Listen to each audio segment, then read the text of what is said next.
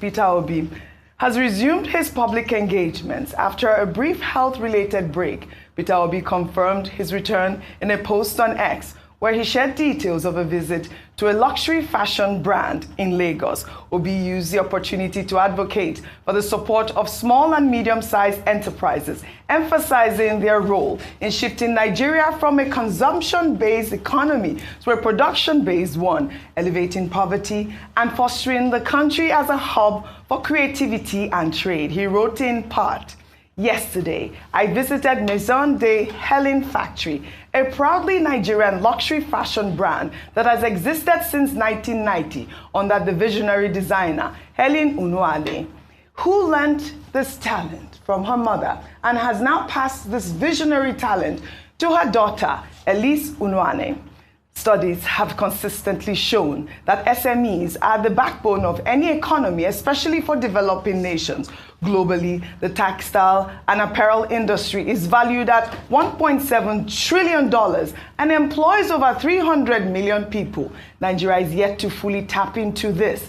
MDH provides direct and indirect employment of over 50 young Nigerians and can do more with more investment and support." I loved that tweet. Well, Peter Obi also talked about how, in countries like Bangladesh, textiles account for over 70% of exports, which is about $50 billion.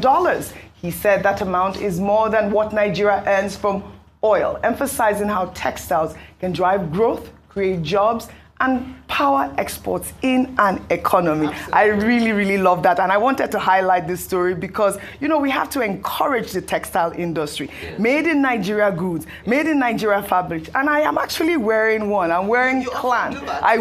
This is Clan. And she's the daughter of Diola Sego. Yeah. And we have to continue to, encourage these SMEs, and which is what presidential candidate Peter Obi is saying. Yeah. Well, first of all, welcome back. I'm glad that his health, he went off based on medical advice, and to see him back is good. Yes. First of all, we want a strong opposition in Nigeria. Yes. I must say that. It is healthy for any democracy, and also it helps to highlight salient issues in the economy, one of which is what he was talking about there, and he demonstrated it by visiting a small business, particularly in the textile industry. Correct. We've often talked about the revenue that Nigeria loses by not investing and focusing on an industry that used to thrive, especially even with us exporting some of our indigenous fabric. I know some states like Ogun State, for instance, are pushing for the Adire fabric and trying to make an industry out of that, which is very commendable. But in speaking about how our SMEs, our small businesses can do well and contribute significantly to the economy, absolutely true.